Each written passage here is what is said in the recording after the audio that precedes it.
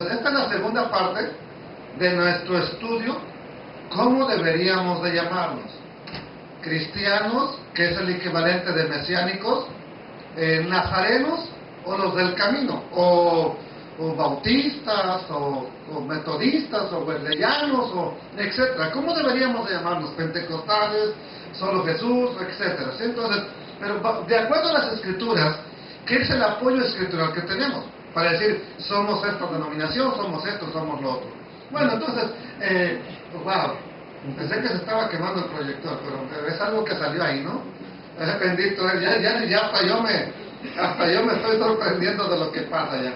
Entonces, algo bien importante es que en la traducción de la Reina Valera, las 6 veces que aparece la expresión los del camino, o el camino, o este camino, en todos esos versículos la palabra del camino aparece en mayúsculas. ¿Por qué creen ustedes que aparece en mayúsculas? Cuando los que están traduciendo la escritura lo ponen en mayúsculas, ponen algo en mayúsculas, ¿por qué? ¿Por qué se hace? A ver, explíquenme, denme una explicación, ¿por qué? Para que los se vea, ¿no? Para que se vea. Bueno, es que le están dando importancia, un realce. O sea, lo estás poniendo como en primer lugar para que entiendan. Entonces, la palabra camino en el lenguaje griego es la palabra odos, ¿sí? Y en el hebreo es la palabra derech, ¿sí? Entonces, es muy interesante entender que el artículo que está antes en hebreo de derech es un artículo y es ha, ¿sí? H-A. Entonces, por eso el camino lo diríamos de esta manera, derech, el camino. Cuando Yeshua dice, yo soy el camino, él dijo, yo soy derech, ¿sí? La verdad, emet, y la vida. Entonces, eso es lo que él está diciendo. Y es muy interesante entonces que esta palabra, la palabra derech, se haya usado para identificar mayormente a los seguidores de Yeshua el Mesías. No una vez, no 2, no 3 como la palabra cristianos, sino 6 veces. Entonces, si aparece 6 veces, yo no creo que sea por casualidad. El Eterno tenía un plan que o darle importancia, darle realce, porque Dios no repite las cosas muchas veces. Si usted no nota eso, no es que ande repitiendo las cosas en las escrituras, pero cuando repite, algo importante es. Entonces, que haya permitido que aparezca 6 veces la palabra el camino, es porque es interesante. Entonces, ahora, pero ¿por qué? ¿Por qué se les da el nombre de los del camino a los seguidores de Yeshua? Bueno, de acuerdo a mi interpretación, es porque tiene una relación muy profunda con lo que Dios ya dijo, no nada más en el Nuevo Testamento, que es el Brit Hadashah, la palabra hebrea, y su traducción sería pacto renovado, no Nuevo Testamento, ¿sí? La traducción correcta sería pacto renovado, porque el Eterno renovó el pacto, no hizo otro pacto. Entonces, no solamente hablamos de lo que diga el Nuevo Testamento, sino vamos a mirar hoy cómo se relaciona con todo lo que es las Escrituras. Y entendamos una cosa, las Sagradas Escrituras no son viejo y nuevo, sino todo un libro, ¿sí? Es todo un libro. Entonces, vamos a mirar hacia adelante, a ver si después de esto vamos a pasar adelante. Entonces, ¿por qué tiene una gran relación lo que se les dijo a los seguidores del Eterno con lo que dice la Biblia? Bueno, en primer lugar, por cuanto el Eterno sabía que su camino había sido corrompido en la tierra. ¿Desde cuándo? Incluso desde antes de los tiempos de Noé. El Eterno mostró un camino. Adán, sírveme, búscame, y no comas de eso nada más, de ese árbol. ¿Sí? Ahora, una pregunta. Lo escuché en una enseñanza hebrea y me pareció impactante. O sea, no crean que se me ocurrió a mí. ¿Cuál sería el árbol del cual comieron? Usted no contesta, ¿no? ¿De cuál sería el árbol que comieron Adán y Eva en el jardín del Edén? ¿Sí? Y si alguien de los que está escuchando sabe la respuesta, puede mandar un texto para que sepamos que usted sabe. A ver, ¿alguien sabe? Dicen que era árbol de manzanas. Bueno, el Eterno los cubrió con hojas de... Oye, ¿se cubrieron con hojas de manzana? No, digo. Se cubrieron con hojas de higuera y Yeshua maldijo una higuera. Ya cuando él apartó su ministerio y lo maldice. Y todo eso lo relacionó en aquello. Muy, muy relacionado. ¿Con qué se cubrieron Adán y Eva? ¿Qué maldijo Yeshua? De la higuera aprender. ¿Sí? Bendito eres, Adonai. Bueno, entonces, ¿qué le había dicho el Eterno a Adán, a Eva? Nomás no coman, obedezcanme y se acabó todo el problema. ¿Pero qué sucede? Entonces, después ya vemos que viene la corrupción, los sacan del jardín del Edén. Entonces, en primer lugar, vemos que el camino de Adonai se había corrompido en la tierra desde los tiempos de Noé. Génesis 6:12, ¿qué nos dice? Y miró Dios la tierra, y aquí que estaba, ¿cómo estaba? ¿Por qué? Porque toda carne había corrompido su camino sobre la tierra. Ok. Vamos a ver, segundo lugar. ¿Por qué decimos que está relacionado lo que le dicen, o cómo denominan a los seguidores de Yeshua el Mesías, con lo que estamos estudiando en las Escrituras? Segundo lugar, ese camino, el del Eterno, por supuesto, ya había sido dado a Abraham y a su descendencia. Ya se le había mostrado, anda por este camino, camina por este camino. Vamos a ver qué dice Génesis, capítulo 18 y versículo 19. ¿Lo tienen ahí? Está aquí en la pantalla. ¿Qué dice? Porque yo sé que mandará a sus hijos y a su casa después de sí. Que guarden el camino. ¿Qué cosa? Que guarden, ¿qué cosa? El camino del Eterno. ¿Cómo? Ahora, pregunta, ¿cómo se guarda el camino del Eterno? O sea, yo ando del camino del Eterno. Cuando yo le pregunto, ¿usted anda del camino del Eterno? Usted tiene que analizar si usted está haciendo esto y entonces me responde sí o no. Haciendo justicia y juicio, para que haga venir Yud-Hei, Vav-Hei sobre Abraham lo que ha hablado acerca de él. Entonces vemos que desde el tiempo de Noé, de Abraham, la palabra del camino ya tiene una gran relación con lo que es andar en los caminos, en los estatutos de Adonai. ¿Sí me está entendiendo? Entonces, para que se les diga que éramos del camino, es porque esos se andaban en los estatutos que les enseñó Yeshua. Vamos al tercer lugar.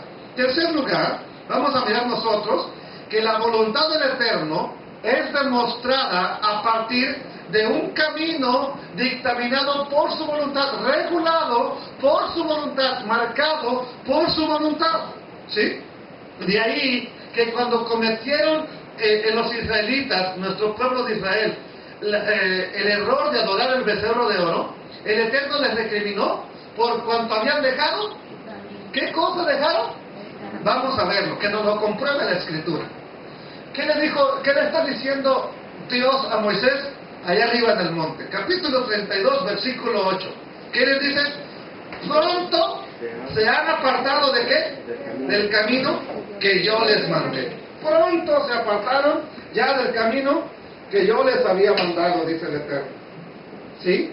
Y se han hecho un becerro de fundición, lo han adorado, le han ofrecido sacrificios y han dicho: Israel, estos son tus dioses que te sacaron de la tierra de Egipto. Vamos, tres cosas viéndonos aquí relacionado con lo que es o lo que sería apropiadamente el camino del Eterno. Vamos a nuestro siguiente, al cuarto lugar, y veremos nuestra siguiente diapositiva. En cuarto lugar, ese camino que el Eterno dictaminó está delineado, está trazado, está figurado a través de sus mandamientos, de sus misbot, que son los mandamientos. Vamos a verlo, cómo se traza el camino. Entonces, para andar en el camino, ahora entienden cuando Jeremías dice, busca el camino antiguo.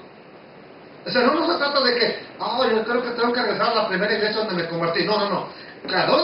¿Cuál es el camino para los profetas? ¿Cuál es el camino de la Escritura? No el camino que yo diga, hermanos, aquí sí andamos en el camino. Bueno, lo que yo diga no tiene nada que ver si no está respaldado con la Escritura. Entonces, qué importante se vuelve el Deuteronomio 11, 26 al 28. ¿Qué dice? He aquí, yo pongo hoy delante de vosotros, ¿qué cosa? Bien, eso sí se ha predicado bastante. La bendición y la maldición. Verso 27.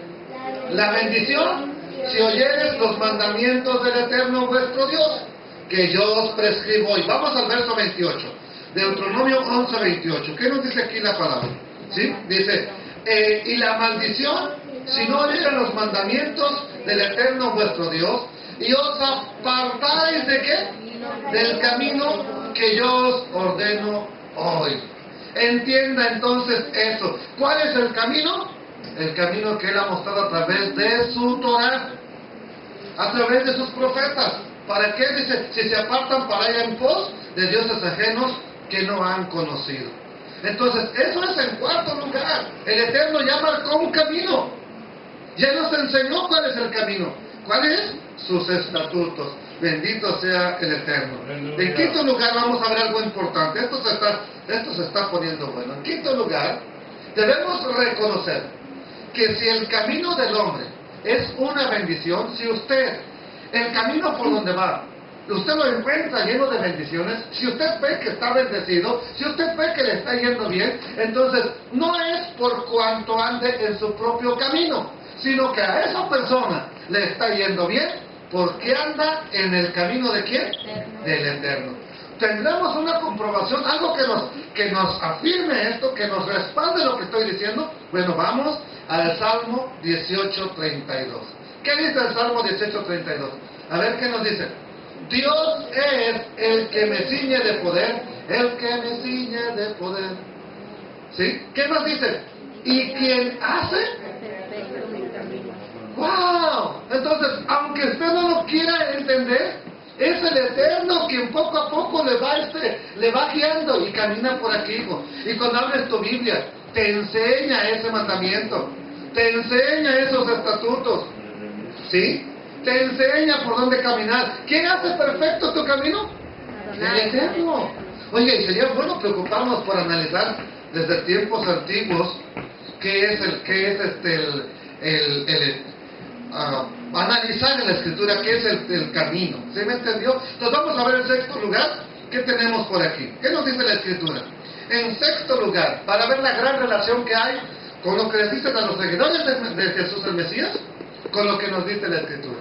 En sexto lugar, si tú y yo deseamos andar en el camino del Eterno, es válido, es bueno, es lo mejor pedirle al Eterno que nos induzca, que nos meta en ese camino, que nos haga andar en ese camino. Vamos a ver Salmos 25:4. ¿Qué dice la Escritura?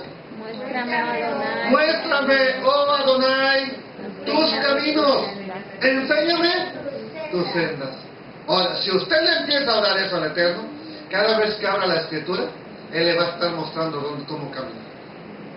Así de sencillo, hermanos. ¿Sí? ¿Está prendido el aire? ¿Caliente o frío? ¿Y quién tiene calor? ¿No? Bendito eres, Adonai. Vamos a ver, una más entonces, porque ya me llama, hasta calor me entró. Bendito eres, Adonai. En séptimo y último lugar, vamos a ver la relación con lo que les dicen a los seguidores de Yeshua, con lo que nos dice la Escritura. Y en el séptimo lugar tenemos el capítulo más grande de las Escrituras, que es el Salmo 119, y nos habla enteramente de una cosa. A ver, así sin leer la diapositiva, ¿de qué nos habla el Salmo 119? ¿De qué? Acerca de la ley de Dios, acerca de la Torah, de la instrucción de Dios. Entonces, pero ustedes lo vieron aquí, ese es el problema. Entonces, la Torah, la palabra Torah, la traducción al español sería ley, pero correctamente sería una instrucción. Entonces, la instrucción y este salmo nos define claramente cuál es el camino perfecto. Una cosa es que yo te diga, hermano, nosotros andamos en el camino perfecto. Pero otra cosa es que la Escritura y Dios te digan cuál es el camino perfecto. ¿Qué nos dice el Salmo 119? El primer versículo, no pase de ahí. ¿Qué nos dice? benditos los perfectos de camino. Ok, ¿qué le pedimos al Eterno? Eterno, introdúceme en tu camino, méteme en tu camino, muéstrame tu camino. Ok, te lo muestra. Pero ahora que te lo muestra, dice, hijo, camina por aquí, no te desvíes. ¿Sí? Camina por aquí. Y aquí hay una línea roja que tendió el hermano para cuadrar, dice el señor. Entonces, ¿y qué te les parece el Eterno? Camina por aquí, hijo. Pero es que me dicen que me vista y que me ponga y que le haga y que... No, tú camina aquí, hijo. Tú camina aquí donde yo te marco. Si tú caminas ahí, que dice, benditos los perfectos de camino, pero aclara, ¿cuáles son los perfectos de camino? Los que andan en la ley, en la Torah de Jehová, en la Torah del Eterno, en la Torah de Elohim. ¿Sí? ¿Cuántas veces aparece por lo menos, así, contando rápidamente, la palabra el camino en el Salmo 119? Nada más en el Salmo 119. 18 veces. Así nomás, y las conté hace rato rápido porque dije, bueno, voy a enseñar de esto. Yo ya sé qué dice, yo ya sé que habla del camino. Lámpara es a mis pies tu palabra, alumbrará mi camino. ¿Sí? El camino del Eterno es perfecto, ok. Pero ¿cuántas veces aparece nada más en el Salmo que habla de la Torah? Por lo menos 18 veces. ¿No será nada importante entonces, o no será nada trascendental, que en ese capítulo el Eterno te está hablando de lo que es el camino, y que allá, en el Brit Hadashah, en el Nuevo Testamento, a los seguidores de Yeshua les digan los del camino? ¿No será nada trascendental eso, amados hermanos? Bendito eres entonces, Adonai de los ejércitos. El camino perfecto no está en mi religión. El camino perfecto no está en mi iglesia. No está en mi denominación. El camino perfecto está en la Torah del Eterno. Pero entendámoslo. La ley no es para salvarnos, ya que la salvación está en Yeshua el Mesías. Sino que la Torah nada más es para ordenar nuestra vida, para caminar como el Eterno quiere que caminemos, para regular nuestra vida en relación, primeramente, con el Padre, y después, con nuestro prójimo. ¿Sí? Entonces, una pregunta, ¿cómo le demuestras al Eterno que tú le amas? ¿Sí? ¿Cómo le demuestras al Eterno que tú le amas? A ver, yo amo a Dios, y aquí lo hemos escuchado. Amo a Dios con todo el corazón. Yo puedo gritar, usted me puede decir, te amo, Señor, te amo, te amo. Ok, yo le estoy demostrando a ustedes que digo amar al Eterno. Y a ustedes los puedo picar los ojos y, oh, wow, qué espiritual el hermano y qué tremendo. Pero a Dios, ¿cómo le demuestro que lo amo? Obedeciéndolo. ¿Mande? Andando en el camino del Eterno. Pues nada más andando en el camino que Él me ha mostrado. ¿Sí? Nada más. Andando en el camino que Él nos ha mostrado. Guardando su voluntad. Y esta voluntad del Eterno. Una pregunta. Ok. Una pregunta del milenio para los que vienen llegando. ¿Dónde se encuentra la voluntad del Eterno? Hermanos, hagan la voluntad del Eterno. ¿Pero dónde está? ¿Dónde? Seguro. Entonces, acabo de hacer una pregunta. ¿Cómo le demuestro al Eterno que lo amo? Yo aquí puedo brincar, saltar, hablar en lenguas, dar maromas para arriba y para abajo y decir, te amo, Jesús, te amo, Yeshua, te amo. Guardar sus mandamientos. Oh, bueno, hay una idea generalizada. Exactamente. ¿Sí? Yo puedo anunciar que tengo la voluntad perfecta y que somos la verdad del siglo XXI y XXII, pero no obedecer a Adonai, y eso no me hace tener la verdad. Entonces, pero ¿dónde está la voluntad del Eterno? ¿Dónde la encontraríamos? En todas las Escrituras, no nada más en el Nuevo Testamento. Ahora, si usted no encuentra toda la voluntad de Dios en todas las Escrituras, entonces quítele la tercera parte de su Biblia, porque nada más en el Nuevo Testamento estaría la voluntad de Dios. Pero si está en todo, es entonces toda la Escritura. Ahora, ¿cómo sabes que no debes de caer en la idolatría? ¿Cómo sabes que no tienes que adorar a un ídolo? A ver, ¿cómo usted lo sabe? Bueno, porque, al menos dígalo porque el Eterno dijo en los 10 mandamientos. Ya la mayoría sabe los 10 mandamientos.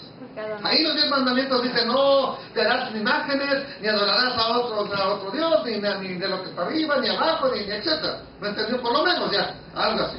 Entonces, ¿por qué no cometo idolatría? Porque que la Escritura me dice que no debo de hacerlo. ¿Por qué no debo de adorar a una imagen? Porque la Escritura me dice que no debo de hacerlo. Entonces, ellos están, los 10 mandamientos aparecen en lo que despectivamente se llama la ley, que no es para ti, ¿sí?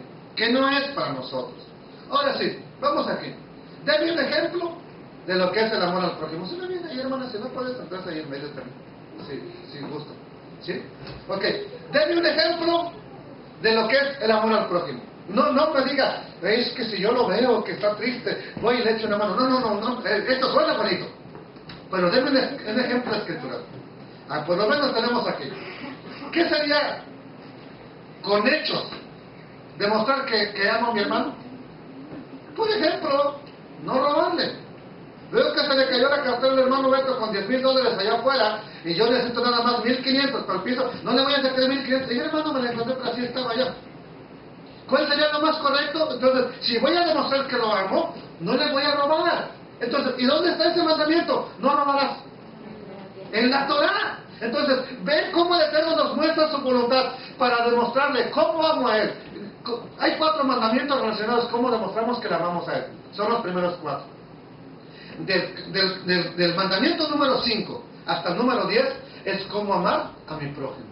Por eso Jesús, Yeshua dijo, todo se reduce nada más a 2 cosas: ama a Dios y ama a tu prójimo. Pero no es que está eliminando todos los demás mandamientos, no, está diciéndote, si tú amas a tu prójimo, no lo robes, no adulteres, no lo calumnies, no lo mates, etcétera y etcétera. Si tú amas a Dios, guarda tus días de reposo, no hagas imágenes, adóralo a Él, no jures en falso por su nombre. Entonces, eso es lo que se está diciendo. Entonces, bendito sea el Eterno. Entonces, nosotros vemos cómo en la Torah, cómo en la famosa ley, nos dice cómo amar a nuestro prójimo, cómo amar a nuestro Adonai. Entonces, detrás de todos aquellos que seguían a Yeshua, estaba claro que si ellos se denominaban los del camino o Aderech, fue por cuanto detrás de ellos estaba el mismo Yeshua HaMashiach.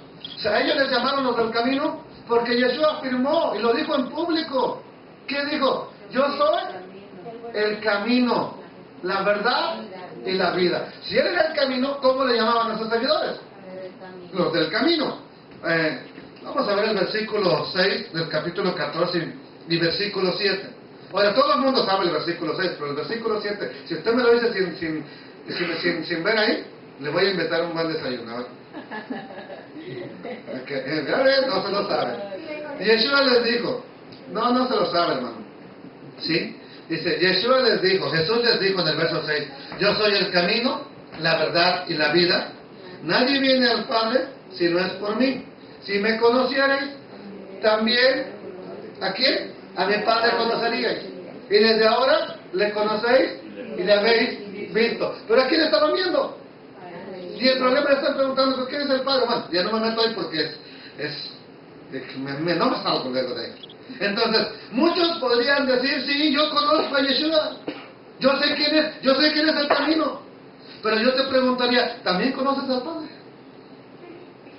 Él decía eso porque él hacía la voluntad del Padre. Ah, ¿ya? Por eso era que él se decía que si le conocían a él, conocían al Padre. O sea, no ¿Por qué? Porque el Padre es lo que estaba pidiendo. Todo lo que Yeshua hizo es lo que el Padre pedía. A lo mejor la gente que lo miraba, olvidémonos de fariseos, siempre hablamos de fariseos que lo criticaban, pero era lo mejor que había en aquel tiempo, la verdad. ¿Sí? Entonces todos los grupos lo estaban criticando, la mayoría lo estaban criticando. Ahora, ¿por qué lo criticaban? Porque él vivía no de acuerdo a un judaísmo tradicional. Él estaba viviendo de acuerdo a lo que el Eterno marcó en su Torah. Y eso, por lógica. Mire, por lógica. Usted está 20 años en una iglesia, hermano. Una iglesia tradicional, la que usted quiera. No le voy a dar nombre, la que usted quiera. Pero de pronto diga, hey, yo voy a hacer lo que dice la Biblia. Lo primero que hace lo van a sacar de la iglesia donde está. Segundo lugar, le van a decir que usted está loco. ¿Por qué? Porque ya no camina usted en la senda que según tenía marcada. Ahora, ¿qué sucede? Te dicen, no, es que esta persona ya está mal. ¿Por qué mal? ¿Por hacer lo que dice la Biblia?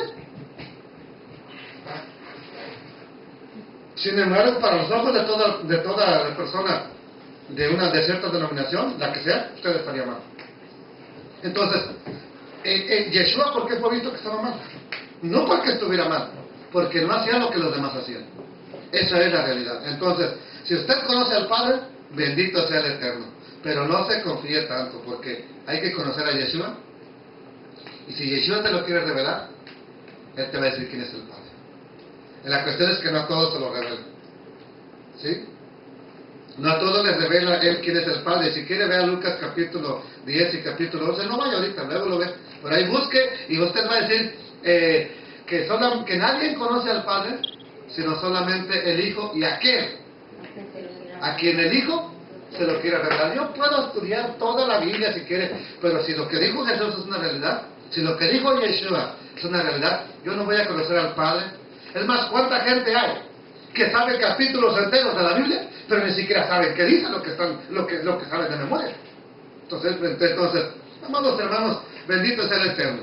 Entonces, por todo lo anterior, nosotros podemos resumir que los seguidores de Yeshua el Mesías les llamaron una sola vez nazarenos, 3 veces, ¿cuántas? ¿Qué? Cristianos, o más correctamente, Meshiachí, o al español, mesiánicos, y 6 veces les llamaron los del camino, o Aderech en hebreo.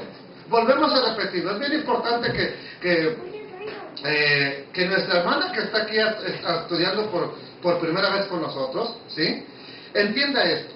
¿Cómo deberíamos de llamarnos? No de acuerdo a lo que dice popularmente la gente, a lo que dicen las Escrituras. Pues yo me llamo así porque así, ahí nací espiritualmente. Ok, no hay ningún problema, lo respetamos. Pero de acuerdo a las Escrituras, a los seguidores de Jesús el Mesías, de Yeshua HaMashiach, les llamaron una sola vez nazarenos. Y esto, una sola vez que está comprobado por las Escrituras. Y esto cuando están acusando a Pablo, hemos encontrado a este hombre que es una plaga, que es una peste, dice otra versión, y cabecilla de la secta de los nazarenos. Ajá. Entonces, una sola vez vemos que les llaman nazarenos. 3 veces, solamente 3 veces aparece en la Biblia, y hay gente que ni sabe dónde están. ¿Sí? A ver, díganme usted por lo menos en dónde están 3 veces que aparece la palabra cristianos. Solamente 3 veces en toda la Biblia aparece la frase cristianos. Y todo el mundo dice llamarse cristiano.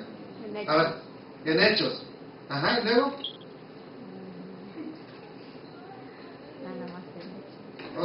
¿Sí? Bueno, lo bueno es que usted no es cristiano, se la paso. ¿Sí? Bendito sea el Eterno. Pero 6 veces les llaman o se les reconoce como los del camino. Así que si fuéramos bien rigurosos bíblicamente, de esos que, no, nosotros somos bien bíblicos. Ajá. ¿Se ha oído esa frase, hermano Beto? Es que nosotros somos de lo que dice la Biblia. Entonces, si fuéramos rigoristas bíblicos, nos deberíamos de llamar más que mesiánicos o cristianos, porque mesiánico es la palabra cristiano, ¿sí? Eso es la palabra traducida solamente. Más que mesiánicos, deberíamos de llamarnos los del camino. Pero no se trata de imponer que nos vamos a llamar, ni siquiera vamos a cambiar, que seremos los del camino, ¿sí? Sino tan solo de dar a conocer la verdad del Eterno, y para que la gente no se tropiece. Es que tú, ¿cómo vas a ser ahora mesiánico si tú eres cristiano? ¿Por qué? Porque la Biblia dice, pero ni saben dónde dice. ¿Sí? Entonces, es importante que entendamos, no estoy tratando de que usted ahora, vaya diciendo a todo el mundo, yo soy los del camino, yo soy del camino. No, simplemente, sea lo que usted es, pero entendamos una cosa, estamos tratando de dar a conocer solamente lo que es la verdad del Eterno, lo que está en las Escrituras. Vamos a ver un poco de lo que es la secta judía, los del camino. La secta, se oye bien feo, ¿verdad? Que sí? La secta de los del camino. Pero así les llamaban. Y para eso lo comprobamos con el primer estudio. No nomás era la secta de los del camino, o sea, no les llamaban así porque eran herejes. Todo, como decir, oye, el Partido Verde tiene un nombre, el Partido Republicano tiene otro nombre, el Partido Demócrata tiene otro nombre, el Partido Liberal tiene otro nombre. Lo mismo, había la secta de los fariseos, la secta de los... A ver, cíteme otra, yo quiero saber que usted... Saduceos. ¿Otra? Fariseos. ¿Otra?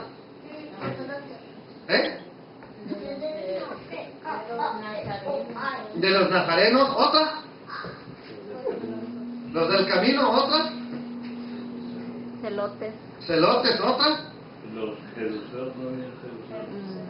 herodianos, celotes, sicarios, esenios, etcétera. Había demasiadas sectas. Pero nada más, curiosamente, hoy nada más es la secta de los del camino. Sí, wow. Entonces, históricamente se sabe que los del camino siguieron estando dentro del judaísmo, o sea, los judíos mesiánicos, los que creían en el Mesías, estuvieron dentro del judaísmo ortodoxo, no como comúnmente se ha enseñado, que fuera una religión nueva y que se llamó cristianismo, ¿sí? Ya que hay argumentos y de sobra en el Nuevo Testamento, y en este espacio solamente citaremos algunos. Se sabe que después de la destrucción del Santo Templo en el año 70, en donde las sectas del camino luchaban hombro a hombro con los demás judíos en contra de Roma, o sea, eran el mismo pueblo, estaban luchando. Sin embargo, fue hasta después de la destrucción, ya para el año 90, que hubo una prohibición rabínica de no hablarles ni juntarse con ellos. Incluso está documentado en un documento que se llama Audat Sarat, en el capítulo 17. Y se utiliza ahí, por primera vez, el término despectivo para ellos como los niños del infierno. Cuando usted oiga esa expresión, los niños del infierno, se refiere ya a los primeros que creyeron en el Mesías, pero que eran judíos.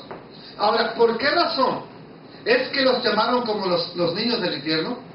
Voy a resumirlo así bien, no me voy a adentrar porque esto me pica, me gusta la historia, pero no me voy a adentrar mucho. La razón es que en el año 70 estaban luchando juntos, ¿sí? Voy a ponerles un ejemplo, como si nosotros, junto con todos los bautistas de Mount Pleasant, hiciéramos una marcha, ¿sí me entendió? Y vamos a proclamar al Mesías, y vamos a proclamar, al Dios de Israel nada más. Pero de pronto, el grupo bautista afirman que ya apareció el Mesías y que anda aquí, cuando nosotros sabemos que ya lo hemos andado con él desde hace tiempo atrás. Entonces, ahí fue que hubo la separación. ¿Qué ocurrió? Entonces, siguen las revueltas, siguen las revoluciones dentro de Israel, y los que son los seguidores del Mesías, ¿se acuerdan que les dijo también Yeshua? Cuando vean la ciudad rodeada, váyanse, huyan. ¿Y qué hicieron? Obedecieron al Mesías. Pero para los ojos de todos sus hermanos judíos, ¿cómo fueron tomados? Como cobardes, como traidores. Se van y nos dejan aquí.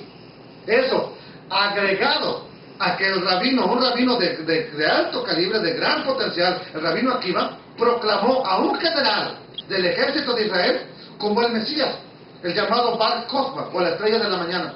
Ahora, si él está proclamando, el rabino Akiva, que tiene un Mesías y que va a liberar a Israel de las legiones romanas, pero nosotros ya hemos andado con él, ya vimos su gloria, ya lo vimos transfigurado, ya vimos su poder, ¿cómo vamos a seguir a ese que es el Mesías? Entonces se alejaron, y desde ahí en adelante son los niños o los hijos del infierno.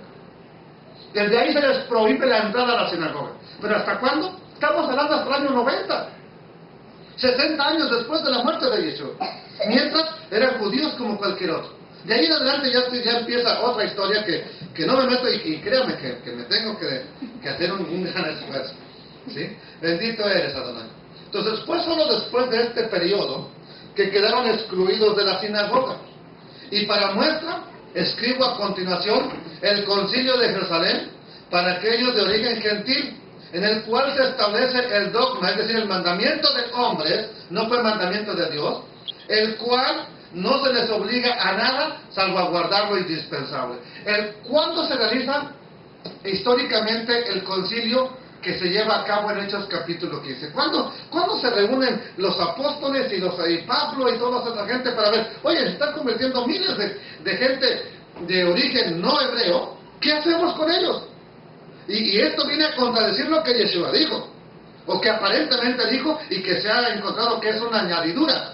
En Mateo 28, donde dice, id por todo el mundo y predicar el Evangelio, sí, a toda criatura. Y donde aparentemente le dice, vayan a los gentiles y evangelízalos. Ahora, si el Jesús les dijo que lo hicieran, ¿por qué no les dijo entonces cómo tratamos? Prueba de ello es que tienen que hacer un concilio para ver qué hacer con ellos. Ya son tantos que ya no saben qué hacer. ¿Sí? El concilio se realizó en el año 50 de nuestra era. ¿Cuántos años llevaba muerto Yeshua? por lo menos 20 años. Pues digo, muerto que fue llevado al madero, pero vivo, vive para siempre. ¿Ok? Para entender eso. Pero físicamente llevaba 20 años muerto. 20 años que han estado entrando los judíos, perdón, los gentiles al judaísmo. Y llega un punto en que ya no saben qué hacer, ya hay tanto gentil aquí que... Oye, ¿no que Jesús nos mandó a evangelizar? ¿No les digo entonces qué hacer con ellos? El problema es este. Traiga usted a un drogadicto de la calle, aquí, empieza a evangelizar. Pero no le diga nada, no, tú vive tranquilamente. ¿Qué crees que va a hacer? Oh, no, sí, Chuyito me ama, Jesús me ama, sí, pero no va a dejar su vida. El Cordero va a tener sus prácticas acá y véngase acá hay comida. Cada Shabbat un banquetote, véngase a curárnosla. ¿Sí? Entonces, pero no va a dejar sus prácticas, hay que hacer regulaciones. Entonces, lo hicieron cuando? En el año 50.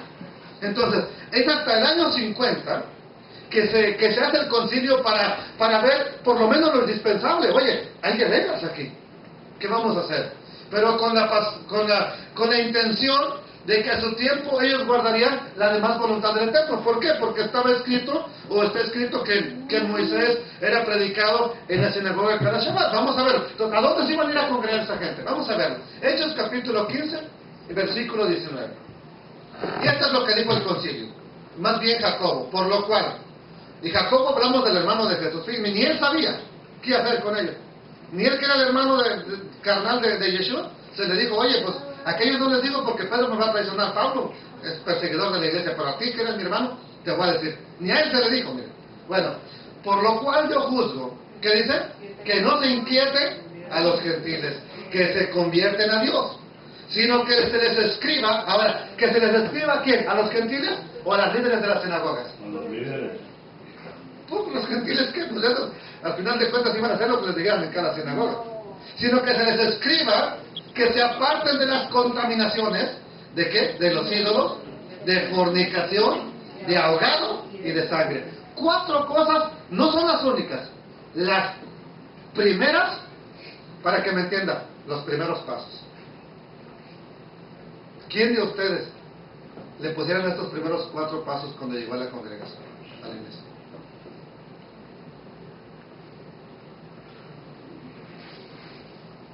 ¿Levantó su mano, hermano? ¿Sí? ¿Qué pasó? Bueno, yo estaba estudiando desde los tiempos del Señor Yeshua, y antes ya habían como prosélitos, por decir prosélitos, no decir la palabra gentil, sino prosélitos. Ya habían gentes que ya como había muchas sinagogas, aún en las tierras de los griegos había sinagogas porque había judíos. Aún en Egipto. Ajá, en Egipto. Entonces, en Alejandría estaba lleno de lugares de reunión. Y habían personas que les gustaba las cosas del Señor, hablando acerca de la ley, de guardar los mandamientos, de Shabbat, que ya iban, o sea, ellos iban.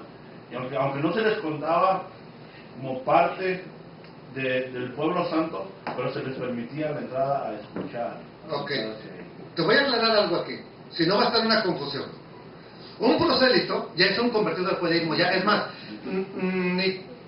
Nicanor, o creo que sí, Nicanor, uno de los 7 diáconos, era un prosélito, ¿sí? Pero ya era contado como judío, o sea, ya ni siquiera le podía recordar su pasado.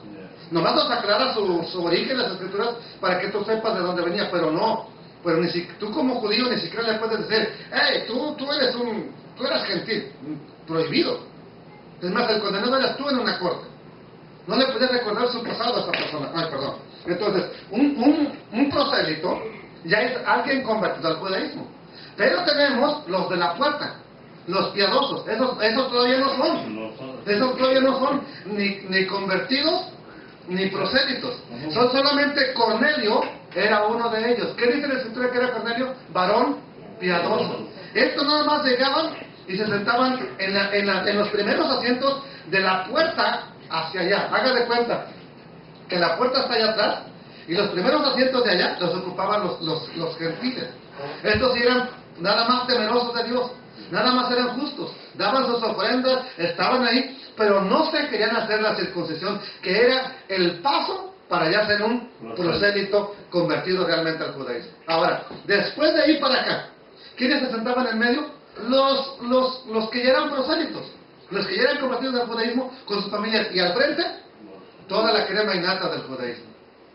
Entonces, así estaba dividida la sinagoga. Por eso cuando habla de los de la puerta, está hablando de los que se sentaban allá atrás, pero que ya eran, a los ojos de Dios ya eran justos. Nada más les faltaba la circuncisión para ser aceptados por el judaísmo.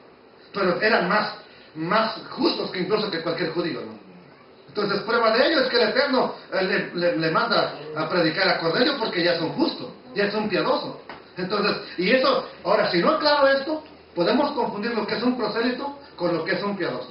¿Me entendió? Por eso tenía que aclararlo. Entonces, bendito sea el Eterno.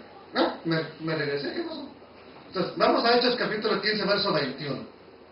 Y dice, en el verso 20 dice que se les escriba que se aparten de las contaminaciones de los ídolos, una cosa, de la fornicación, dos, de comer cosas ahogadas, tres, y de comer sangre.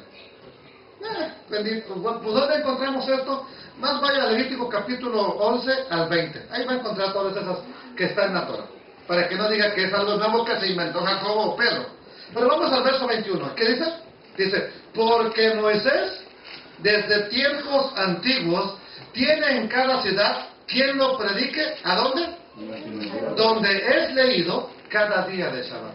¿Por qué 4 cosas nada más entonces para esta gente que va comenzando? Porque cuando fueran a la sinagoga, iban aprendiendo. Y luego, pero no se les enseñó a diezmar. ¿Qué importa el diezmo? Van a llegar a Deuteronomio 16 y ahí les va a decir el rabino que se trata de diezmar y entonces van a aprender.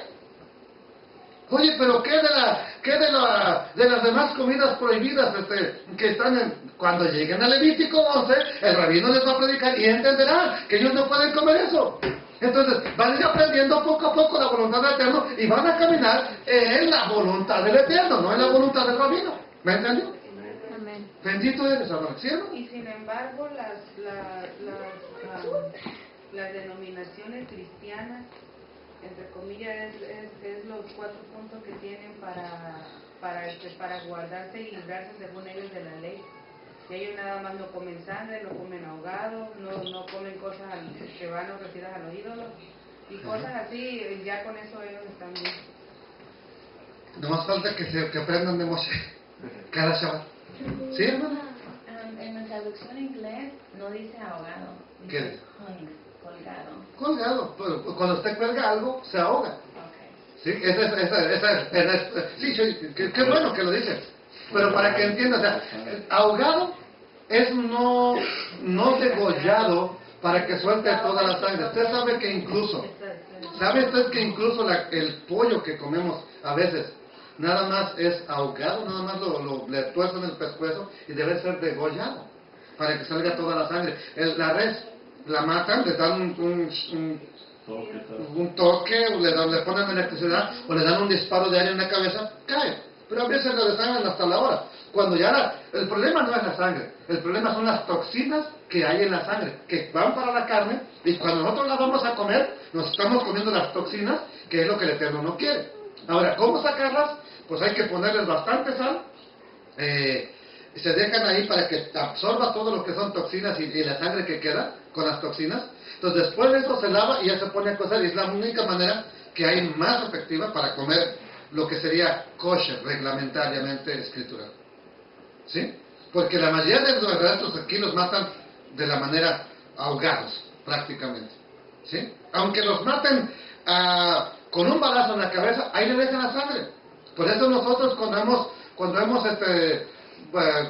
comido un borreguito, cuando hemos comido un becerro, lo que sea, inmediatamente hay que sacarle la sangre. Lo más importante es eso, inmediatamente. ¿Para qué? Para que salga todo lo que son las toxinas.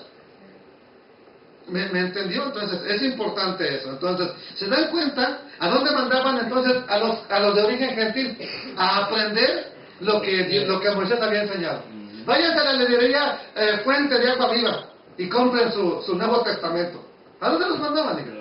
A la sinagoga, porque Moisés es predicado en cada ciudad, en la sinagoga, es donde se ha ido cada Shabbat. Entonces, ¿quieres seguir quedando en el Eterno? Vete a la sinagoga fulana. ¿Dónde vives tú? Pues vivo en Alejandría, allá en la sinagoga, vaya allá. Yo vivo en Roma, vaya a la sinagoga que está en Roma. Yo vivo en el Cairo, vaya hasta el Cairo, y etcétera. ¿A dónde los mandaban? A las sinagogas. predicaban. Y verdad que eso, como que no nos, realmente así, sinceramente, eso sin echar tierra, sin pedradas. ¿Quién de ustedes había pensado que los primeros cristianos se congregaban en la sinagoga? No, yo siempre creí que estaban en una iglesia. Yo tenía entendido que nunca habían salido del aposento alto. Oh, está más pesado, hermano. Nunca salieron del aposento alto. Eso estaba muy espirituales. ¿No? Sí. En el templo, hermano, nosotros fuimos, mi mamá instruidos así de que la iglesia era la iglesia católica y donde nosotros llegábamos era el templo. El templo. ¿A dónde vas? Al templo. Ustedes ya habían avanzado, ya habían salido de la iglesia, ahora iban al templo. Entonces, aún con esto de que asistían a la sinagoga, echamos por tierra el mito ese de que se congregaban en casas. No, es que ellos no iban a la sinagoga, se congregaban en casas. Bueno, vamos a ver. ¿Qué les dije? Papelito habla.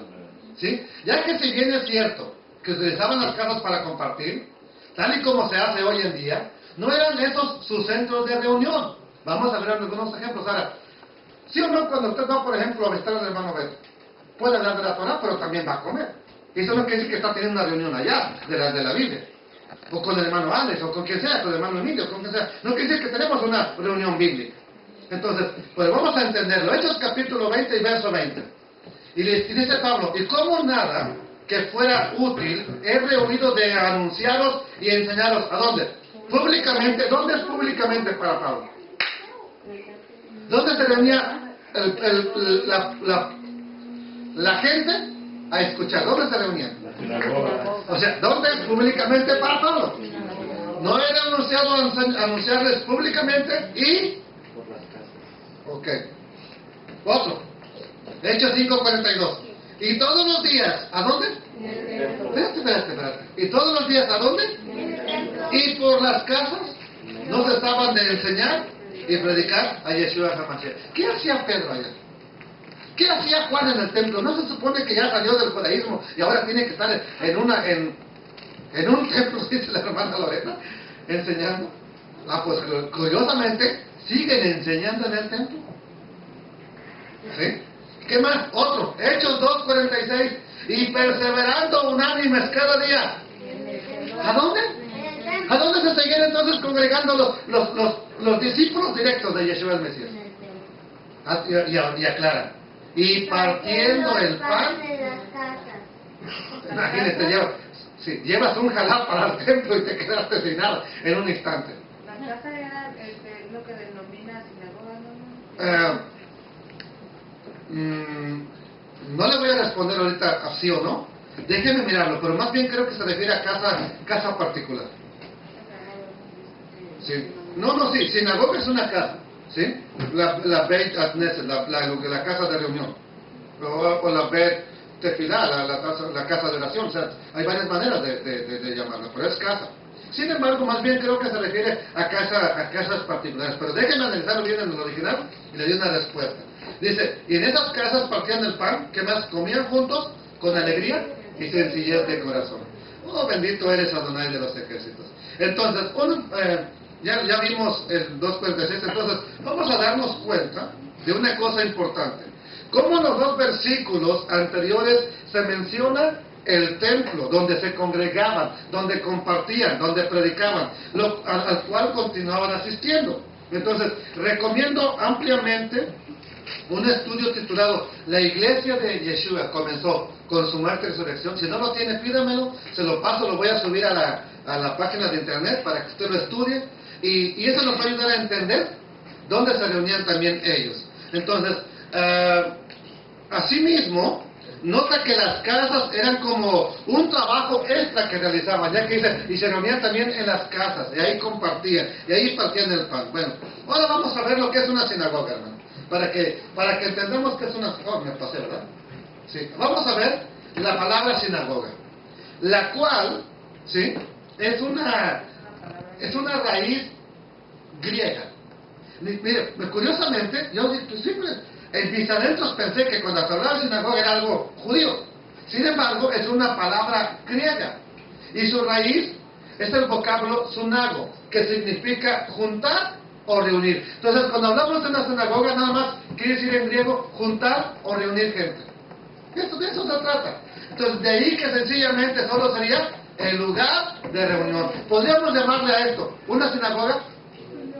Ahora, ¿pero qué va a decir la gente que se conoce? ¿Qué sinagoga ni qué casa vieja que tiene? ¿Sí?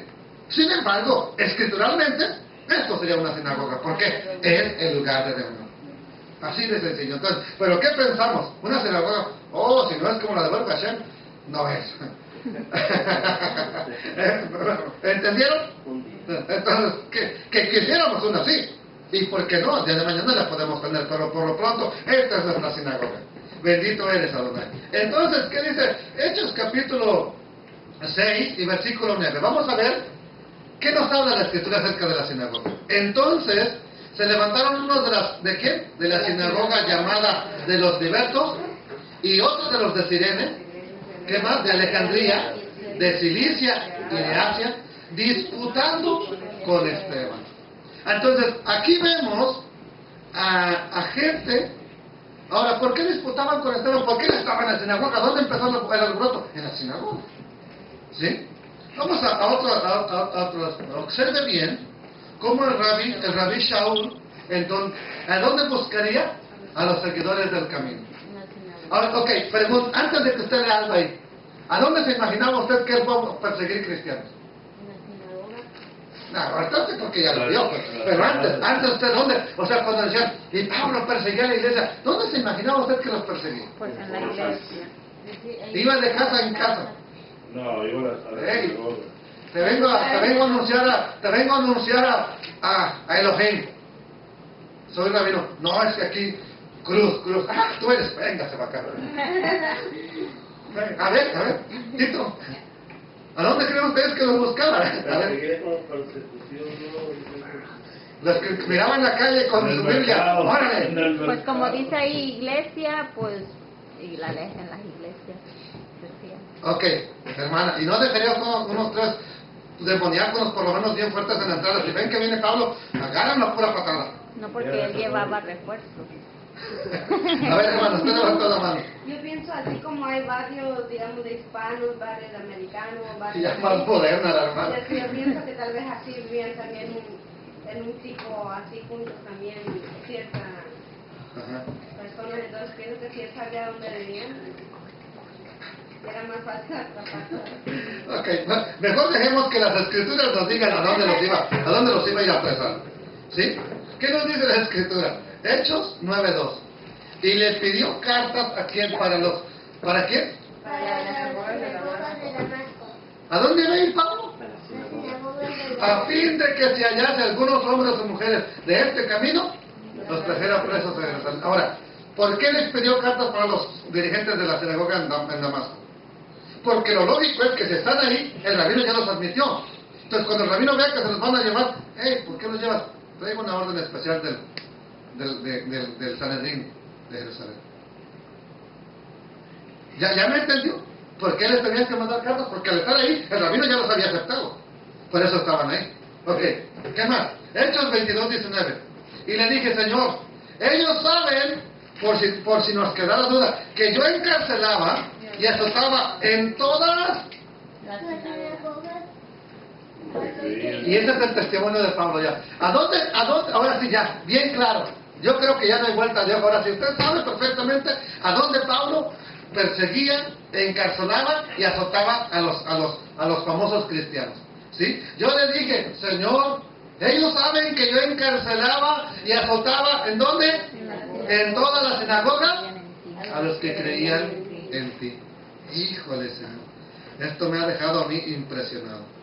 Observe entonces cómo hasta el capítulo 9 aparece la persecución de los que son denominados los del camino, de parte de Pablo, y ya para entonces había transcurrido lo que es la fiesta de Pentecostés, donde supuestamente ya había nacido la iglesia, ya habían vendido sus pertenencias, ya se le habían puesto las cosas a los pies de los apóstoles, y vemos aún después de todo esto, en Hechos capítulo 9 y versículo 20, ¿sí? El rabino Shaul, con su enorme conocimiento del Antiguo Testamento que él tenía, del Tanaj, compartiría acerca del Mesías ¿A dónde creen? Aún con la gente más preparada dentro de las sinagogas. ¿Dónde estaban los judíos más preparados? Por supuesto estaban en las sinagogas. Ahora, ¿dónde iba Pablo? A predicarles y a enseñarles de lo que él ahora había creído. Después del capítulo de donde él se convierte y etcétera. 9:20 de Hechos. Enseguida, ya después de que se le abrieron los ojos, se le caen las escamas de los ojos, Ananías lo perdemos de vista, ¿sí? Entonces, ¿qué sucede? Enseguida predicaba a Mashiach. Oye, Pablo, ¿no fuiste entonces a la iglesia cristiana? Luego te volviste a meter con los tuyos. ¿A dónde fue inmediatamente a predicar? ¡Ey! ¿Qué creen? Yo estaba ciego. Se me cayeron las escamas de los ojos. Y a quienes saben a quién conocí en el camino. ¿A dónde fue a predicar? A la sinagoga, diciendo que este era el hijo de Elohim, de Dios. Bueno, un testimonio más. Hechos 13:5. Y llegados a Salamina, anunciaban la palabra de Dios. ¿A dónde? Seguramente Pablo era griego. Tenían también a Juan. Este es Juan Marcos, el que escribió el famoso Evangelio de Marcos, por si no sabe quién escribió Marcos. Ese Juan es Juan Marcos, ¿sí? Uno que anduvo con Pablo del viaje misionero también, y un día lo dejó y Pablo se enojó, y por eso una gran bronca con Bernabé y Pablo, y bueno, ese es el famoso Juan Marcos.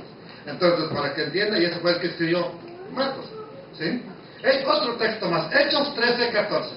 Ellos, sí, o sea, Pablo, Lucas, los que andan con él, pasando de Perge, llegaron a dónde? A Antioquía de Pisidia. Y entraron a dónde? En un día de Shabbat, y se sentaron. No pudieron haber ido el domingo porque a lo mejor estaba cerrado, ¿sí? Por eso fueron en Shabbat y se sientan a escuchar. Versículo 42, de aquí mismo, del capítulo 13. Ya predicó el rabino, ya pasó la liturgia, ya cantaron, y ahora, ya cuando salieron, luego se ponen, le preguntan, ¿tienes una palabra que decir? Y él dice, sí, se suelta todo un rollote. Entonces, cuando salieron ellos de la sinagoga, de esta misma, ¿sí? ¿Qué pasó? De los judíos, los gentiles. ¿Cuáles gentiles? Pues los temerosos, los que estaban allá en la puerta, ¿ya me entendió? Aquellos temerosos le dicen, oye, nosotros queremos oír más de eso. ¿Por qué? Porque ya con ese no tengo que cortar nada. Ahí está la respuesta. Y ahí está lo que acusan a Pablo de que él está violando ahora la Torá. ¿Ya ven cómo tiene una gran conexión? Lo que pasa es historia, hijos. Hay que conocer historia. ¡Wow! ¡Qué tremendo!, ¿verdad? Entonces, ¿qué dice? Cuando salieron ellos de la sinagoga de los judíos, y aquí le ponen como que ya, como que se va para otro barrio, dice la hermana, y allá se encuentra con los demás. No, los gentiles, ¿cuáles gentiles? Los que estaban en la sinagoga oyendo la palabra del Eterno ahí, ¿sí? Le rogaron, y aquí está la clave, ¿por qué les digo que estaban en la sinagoga? Que el siguiente día de qué? Les habla. ¿Por qué hasta el siguiente Shabbat?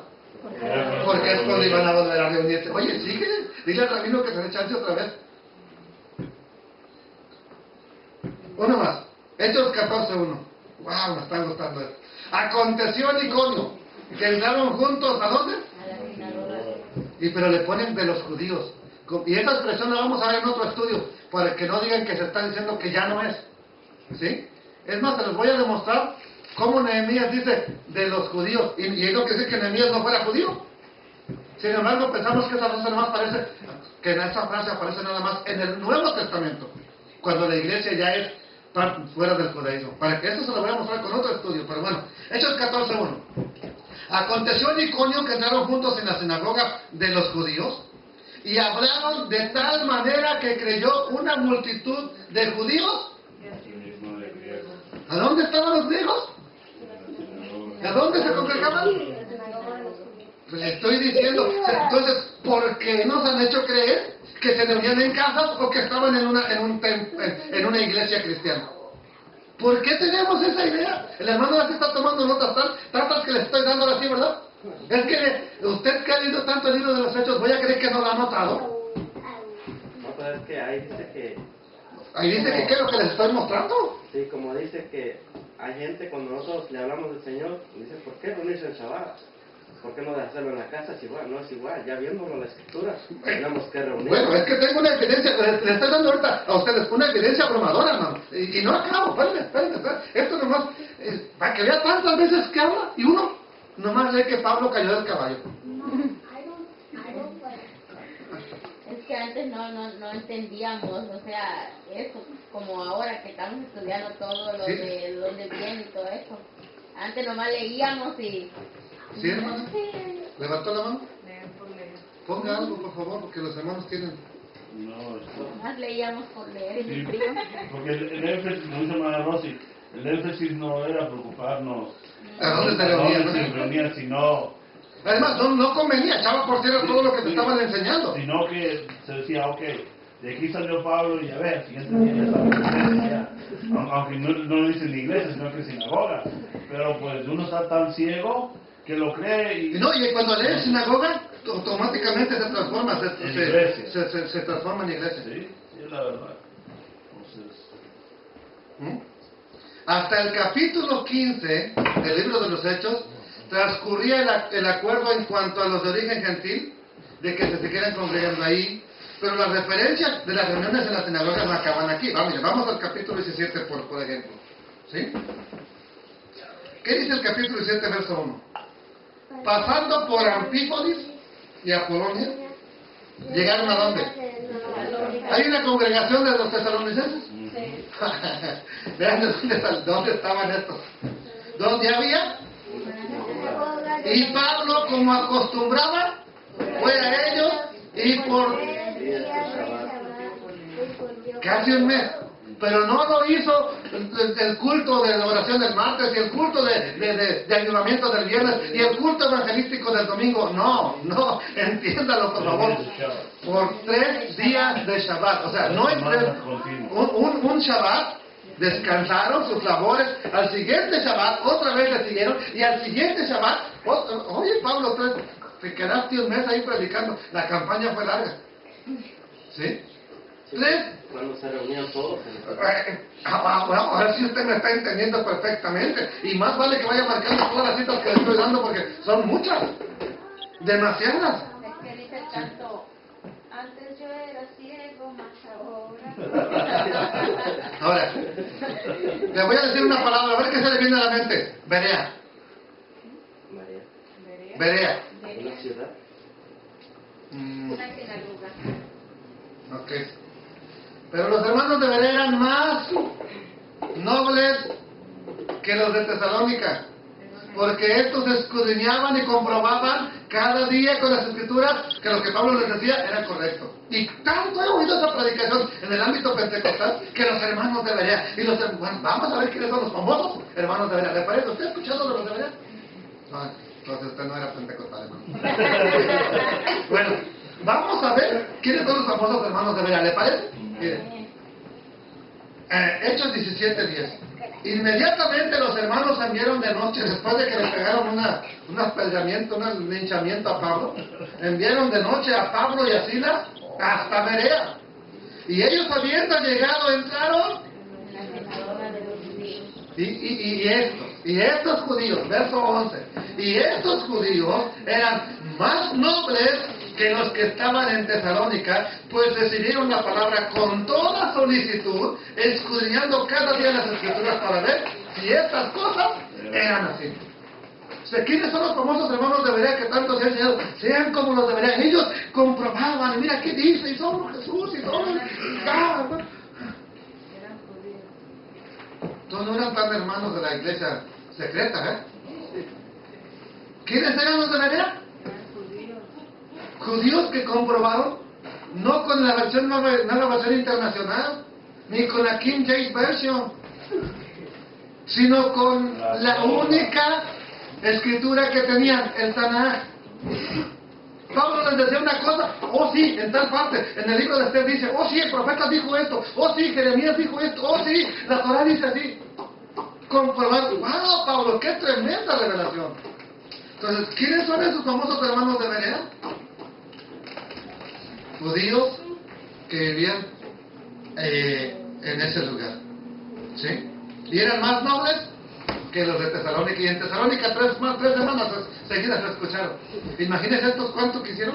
A lo mejor le echaron bronca, ¿no? En Tesalónica. A lo mejor. Hechos 17, un versículo más. Mire cuántos hay. Y le digo que lo hemos pasado por alto. Entonces, así que discutían en la sinagoga con los judíos y... ¿Quiénes son estos piadosos, Beto? Ahora sí ya sabes, ya perfecto. Los gentiles que solamente no se habían circuncidado, pero estaban dentro de la sinagoga. ¿Sí? ¿Y a dónde más? Y en la plaza, cada día con los que concurrían. Pero ¿dónde empatizan? Así que discutían en la sinagoga con los judíos y piadosos. Y judíos y piadosos no es lo mismo. Una cosa es judíos y otra cosa son los piadosos. No, tú eres judío, porque no es judío el que lo es en lo exterior, sino el que lo es en el corazón. La circuncisión es la del corazón. Y Pablo no se inventó la circuncisión. Jeremías y Moisés ya hablaron de la circuncisión del corazón, para que no digan que Pablo, él ya nos... No. Primero lo dijo Moisés, Deuteronomio, y después lo dijo Jeremías. Comprobado, lo enseñé, creo otra vez. ¿Sí? Bendito eres, Adonai. Entonces, por supuesto que entonces el rabino Shaul o Pablo no asistía a la sinagoga para convencerlos de una nueva religión. ¿Qué hubiera pasado? Lo hubieran matado inmediatamente. ¿Por qué? Porque para ellos hubiera sido un falso profeta que había que aprender.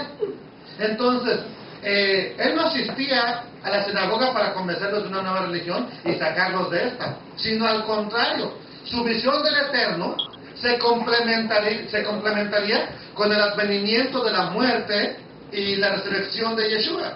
Y entonces ellos se conservarían, seguirían estando en el judaísmo como centro de fe teológica, pero perteneciendo a la secta de los del camino. O sea, dentro de la sinagoga no había una sinagoga de fariseos, no había otra de saduceos, no había otra de herodianos. En la sinagoga, ahí estaban juntos. La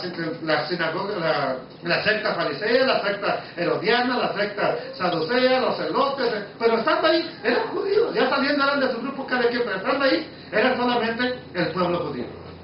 Y entonces, ahí también estaban, ¿quiénes? La secta de los del camino, la cual les daría una perspectiva fresca de la voluntad del Eterno. Hechos capítulo 18, verso 4. ¿Qué dice la Escritura? Y discutía en la sinagoga todos los días de Shabbat y persuadía y a griegos. Y le digo que y sigue la mata dando. ¿Sí? Entonces, el rabino Shaul o Pablo nunca se reuniría en una iglesia. ¿Qué día? Porque, para empezar, nunca nos dice la Escritura que se reunían los domingos. La sinagoga estaba abierta el sábado, y ahí es donde iba Pablo. Ahí es donde iban los creyentes en Yeshua. Ya que ni siquiera existía la iglesia, hasta muchos años después, teniendo su origen, ¿a dónde? En el catolicismo romano. Y no así en el protestantismo, aunque ambos siguen las mismas prácticas por ser todo de una herencia católica. Ahora también vamos a ver que mucha gente influyente del pueblo judío creería, pero permanecerían en la religión del mismo Yeshua HaMashiach. Y vamos a ver, por ejemplo, Hechos 18:7. Este es alguien que usted sí conoce, ¿sí? ¿Qué dice aquí? Este lo menciona Pablo en la carta a los Corintios y lo menciona en otros lugares, pero vamos a ver qué dice aquí. Hechos 18:7. Y Crispo, ¿qué dice? ¿Quién es? Bueno, ahora ya tenemos un contexto más profundo acerca del hebreo. ¿Qué es el principal de la sinagoga? O sea, si yo aquí dijera el principal de la iglesia, pues de una iglesia diríamos el pastor, ¿sí? Pero si es el de la sinagoga, era el rabino o un sacerdote, un levita. Entonces, ¿qué dice? Y Crispo, el principal de la sinagoga, creyó en el Señor con toda su casa. ¿Creen que estos no habían creído nunca en el Señor? No, se refiere a que aceptaron lo que Yeshua había hecho, comprendieron que ahora Yeshua era el Mesías, él y toda su casa. Y muchos de los corintios, oyendo, creían y eran bautizados. Dice eso en Hechos capítulo 18. Sí, parece como que fuera parte de la carta a los corintios, ¿verdad? Pero lo dice exactamente en Hechos capítulo 18 y verso 7. Entonces, el Rabí Shaul, o Pablo, era muy solicitado para quedarse a predicar en las sinagogas locales. Oye, qué tremendo, quédate aquí y ayudarme. ¿Quiere verlo? ¿Sí? Sin embargo, su trabajo se extendía más allá de las sinagogas. Incluso aquí vamos a ver otro aspecto valioso, ya que el mismo Pablo seguía guardando las fiestas. Y una observación, ¿sí? Aunque en la misma escritura dice la frase, fiestas de los judíos, no es porque ellos la impusieran, no es porque sea que nada más es para los judíos, sino que fue el Eterno, fue Adonai quien impuso las fiestas y se las dio a su pueblo, conocido así en ese entonces como los judíos. ¿Por qué se le conoce entonces a las fiestas como fiestas de los judíos? No porque sean exclusivamente de ellos, sino porque el Eterno se las dio al pueblo judío. ¿Pero de quién son las fiestas? Pregunta antes de pasar. Del Eterno. Son fiestas del Eterno. Vamos a ver entonces. Hechos 18-19. ¿Y llegó a dónde? Hablando de Pablo. Y les dejó allí, y entrando en la sinagoga, discutía con los judíos, los cuales, ¿qué pasó con estos judíos? Le rogaron que se quedara con ellos por más tiempo. ¿Pero qué hizo Pablo? Mas no quiso, no accedió, sino que se despidió de ellos diciendo, es necesario que en todo caso yo guarde en Jerusalén la fiesta que viene. ¿Cuál fiesta? Fiesta del Eterno. Las fiestas del Eterno. Pero otra vez volveré a vosotros, y zarpó de Éfeso. Tremendo Pablo. ¿Qué le decían? Quédate con nosotros. Recuerda entonces que para ese entonces no existía lo que conocemos como el Nuevo Testamento, el Brit Hadashah. Y con lo único que defendían su fe era con lo que llamamos Viejo Testamento. Y te pregunto, ¿tú conoces el Tanaj? ¿Tú conoces lo que se llama Viejo Testamento? Si no tuvieras el Nuevo Testamento, ¿cómo comprobarías que Yeshua es el Mesías? ¿Podrías defender tus convicciones solamente con el Antiguo Testamento? Porque que yo sepa, Pablo no inventó nada nuevo, Yeshua no inventó nada nuevo. Entonces, vamos a ver una cosa importante. Hechos, me pasé una, ¿verdad? 18:26. Y comenzó a hablar con el nuevo, ¿a dónde? Otro pasaje más. Pero cuando le oyeron Priscila y Aquila, le tomaron aparte y le expusieron más exactamente el camino de Dios. ¿A quién? A Apolos, un predicador fervoroso y ferviente, y que decía, pero sí, predicas bien bonito, pero ven, mira, todavía estás un poco más. Hechos 19:8. Y entrando Pablo, ¿a dónde?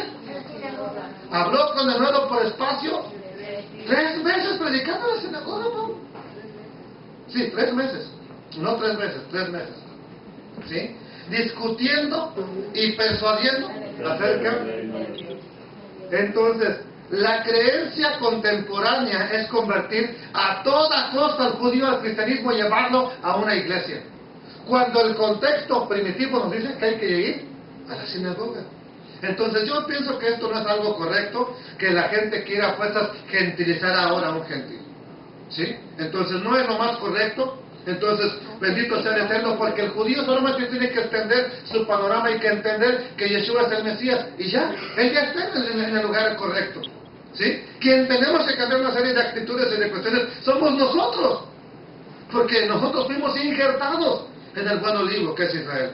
Si la creencia casi generalizada entonces de que se piensa que es necesario convertir a los judíos a una nueva religión es correcta, ¿te imaginas qué revuelo hubiera causado en los tiempos de Yeshua el Mesías? ¡Hey, dejen el judaísmo, sálganse, síganme ahora a mí! Si así lo mataron. Imagínense que hubiera empezado a predicar, olvídense del judaísmo, salgamos de aquí. Entonces hubiera sido catastrófico en aquel entonces, amados hermanos. Aún el mismo Pablo va a poner a prueba su inocencia de que seguía guardando la Torah, porque lo acusaban, usted ya no guarda la Torah. Vamos a ver que él va a decir que sí la guarda, y vamos a ver qué nos dice la Escritura. Y no me hallaron disputando con ninguno, ni amotinando a la multitud, ni en el templo, ni a dónde, ni en la sinagoga de la ciudad. Entonces, ¿a dónde siempre fue a predicar Pablo? En el templo y en las sinagogas de la ciudad. Ni te pueden probar las cosas de que ahora me acusan. Pero esto te confiesa, que según el camino que ellos llaman herejía, así sirvo al Dios de mis padres, creyendo todas las cosas que en la ley y en los profetas están escritas. Oh, bendito sea el Eterno. Entonces, hay traducciones que no nos ayudan mucho a entender la perspectiva hebrea, ¿sí?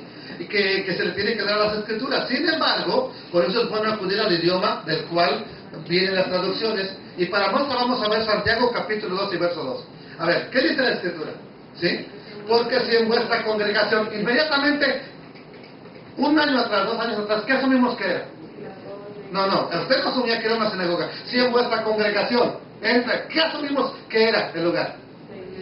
Si, o sea que hasta le poníamos, porque si en la iglesia entra un hombre con anillo de oro y con ropa esplendida, no, pero este era pentecostal, aquí no cabía. No podía llevar anillo de oro. Sí. Entonces, bueno, era de otro lugar. Okay. Si en la... Híjole, entonces... Bueno, pues entonces, de modo, Santiago, van a cortar tu libro de la Biblia. Si en vuestra congregación entra un hombre con anillo de oro y con ropa espléndida y también entra un pobre con vestido andrajoso, ¿qué le pusieron aquí como congregación? Inmediatamente le pusieron la palabra congregación. Ya les comprobé que en todas las, de hecho dice sinagoga. Ahora, vamos a ver una cosa importante. Cualquiera que lo lea va a decir de esta manera: es una enseñanza para nuestras iglesias. ¿Por qué? Pero nada más lejos de la realidad, ya que es una instrucción para la sinagoga. Y lo vamos a ver con esto que tengo aquí. Sinagoga. De la forma de duplicación de asamblea de personas. Específicamente significa... Una sinagoga judía. ¿Una qué? Específicamente significa una sinagoga judía. La reunión o el lugar. Y ya le pone, por supuesto lo escribiría Strong, pero ya ahora, recientemente. Por analogía, hoy día es la iglesia cristiana. ¿Pero qué significa? ¿Pero qué quiere decir? Sinagoga judía. Sinagoga, que es el lugar o reunión de judíos. Ok.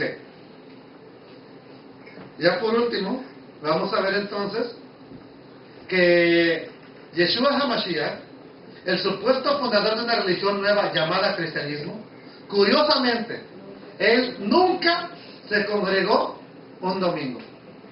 Muéstremelo en la escritura, si usted lo encuentra. Otra, nunca se congregó en una iglesia. ¿Le sorprende?